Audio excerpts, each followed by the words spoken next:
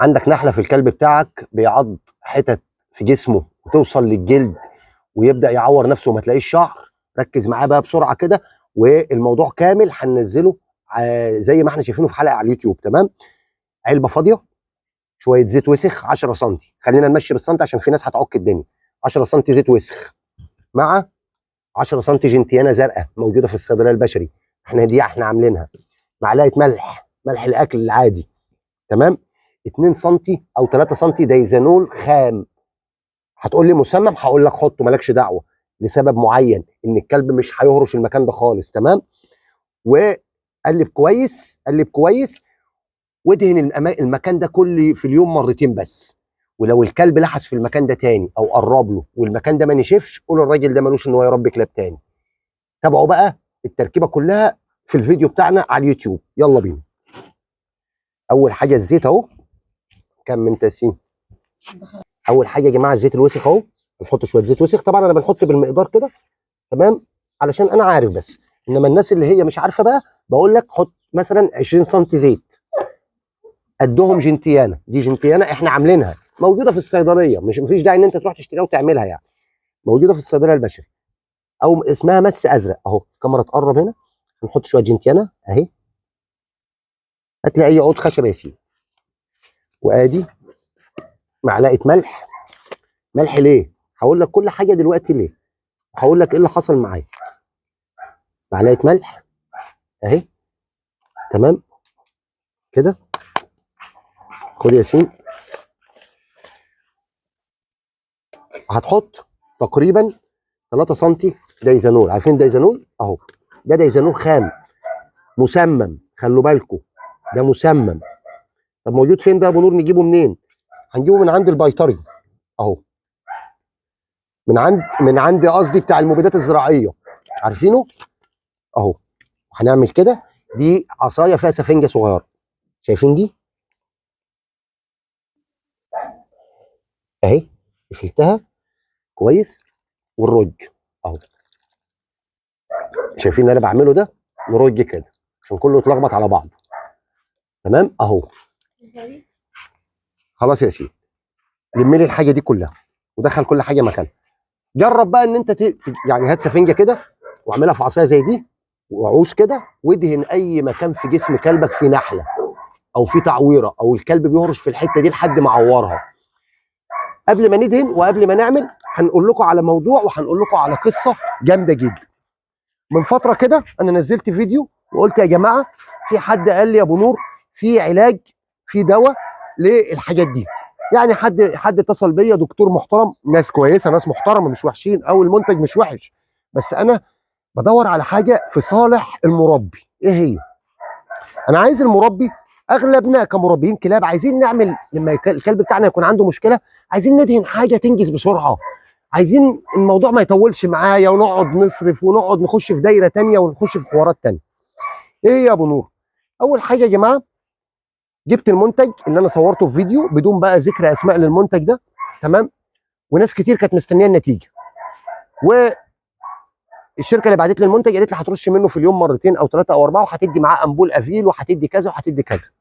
لا هنا مش هندي اي امبولات ولا هندي اي حاجه. تمام.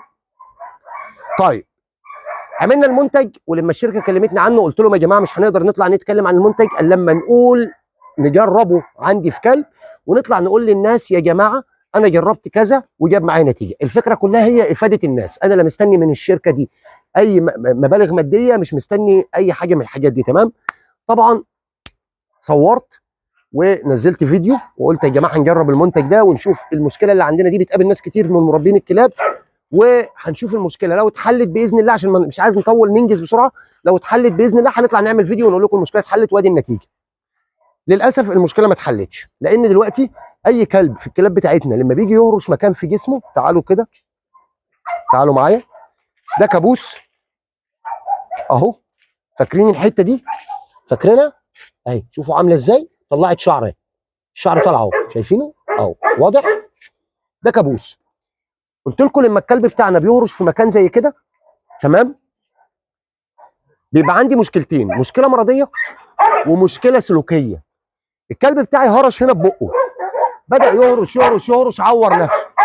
جبت انا المنتج ده ورشيت، المنتج هيعالج العلاج ده، العلاج بتاع الهرش، لكن مش علاج ان الكلب يهرش. طيب هتعمل ايه يا ابو نور؟ كمم الكلب يا ابو نور، لبسه الوش، لبسه اي حاجه. جينا نكمم الكلب، عور نفسه بالشكل ده كده، لان مضطرين ان احنا نسيب الكمامه لفترات طويله اهي. مش عور نفسه، الكمامه عملت علامه صغيره، هي هترجع تاني والشعر هيطلع تاني. تمام؟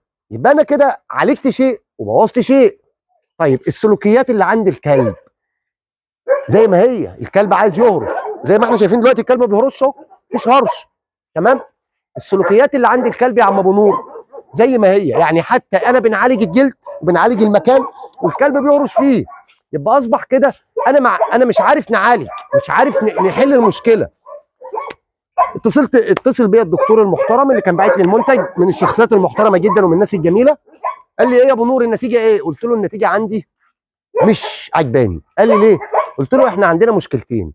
طبعا الدكتور يا جماعه، الدكاتره في مصر او شركات الادويه ما تعرفش ايه اللي عند المربي او ايه اللي احنا حاسينه، او مش مقدرين ايه المشكله، مش مقدرين ايه المشكله اللي احنا بنقابلها. تمام؟ علشان هم يدونا علاج المشكله دي. طيب ايه بقى الموضوع؟ استنى ثانيه واحده، يا حد بيهبد. ايه المشكله دي بقى؟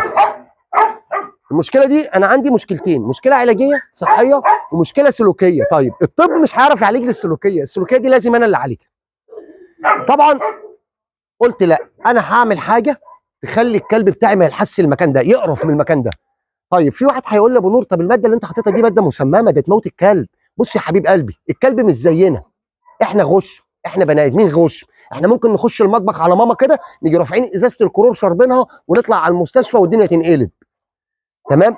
ممكن نرفع ازازه كذا نشربها والدنيا تنقلب. الكلب لا، الكلب قبل ما بيبلع حاجه في زوره بيتذوقها الاول وبيشمها الاول، والا بقى ان احنا نكون عاملين له كمين. يعني واحد هيقول لي ايه، طب هو بيتذوق السم؟ ما في ناس بتسم الكلاب، هو بيتذوق السم؟ لا، بيبقوا عاملين له كمين بالسم، يعني حاطين الكمين في الاكل. يعني هو قاصد ان يديله الحاجه دي. تمام؟ هو قاصد يديله السم ده، تمام، بطريقه غير مباشره، يعني عايز الكلب ياكله. هو انت عندك نيه ان انت تدي الكلب سم، لكن احنا هنا مفيش الكلام ده. احنا هنا الماده المسممه دي هي ما الا افراز ريحه في العلاج اللي احنا حاطينه. طيب انت حطيت زيت وسخ ليه يا ابو نور؟ حلو الكلام، حطينا زيت وسخ عشان يطري المكان ده ويرطبه ويبدا ان هو يلم اللي فيه والجرح يختفي. طيب ملح ليه يا ابو نور؟ ملح عشان نموت الميكروب اللي في المكان ده. طب جنتيانا ليه يا ابو نور؟ لان الجنتيانا ماده علاجيه قديمه الصنع، والناس اهالينا بتوع زمان كلهم كانوا بيتعاملوا بيها. انا عايز عشان ما نطولش عليكم. طب الدايزانول ليه يا ابو نور؟ الدايزانول هو كماده مقززه لبق الكلب ومقرفه جدا، الكلب ما بيطيقش ريحتها ولا بيطيق طعمها. يبقى اصبح انا كده منعت الكلب يهرش، عالجت المكان وبقى بالشكل اللي قدامي.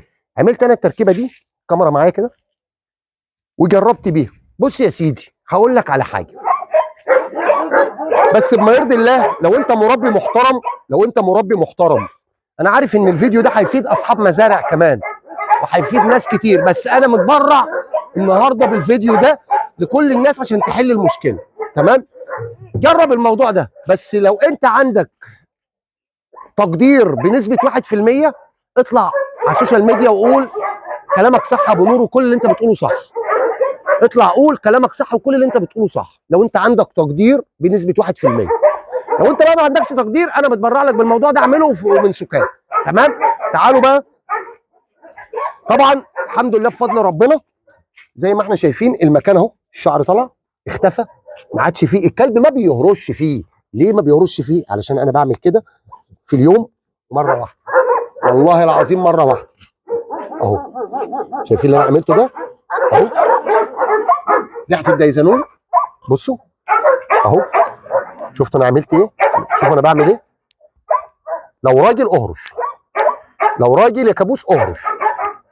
شوف انا عملت ايه اهو، وسبتها خلاص كده، خلصت. شوف عملت كميه قد ايه، شوف عملت كميه قد ايه ببلاش، ببلاش، كميه ببلاش اهي، اهي كميه ببلاش. ده انا مليت العلبه كمان، ما كنتش عايز نملاها الكميه دي كلها. زيت وسخ، زيت وسخ بتاع عربيات محروق، ملح موجود عندك في البيت، دايزانول ممكن تجيب ب 10 جنيه بس كفايه.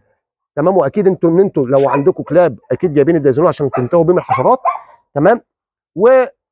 اللهم صل على النبي، الجنتيانا الزرقاء موجوده. بلاش تعمل تركيبه كبيره وبلاش تعمل كميه كبيره من الجنتيانا. روح الصيدليه قول له عايز ازازه جنتيانا ب 20 جنيه بس، الموضوع مش كتير. هتعمل علبه زي دي تكفي كلبك مليون سنه.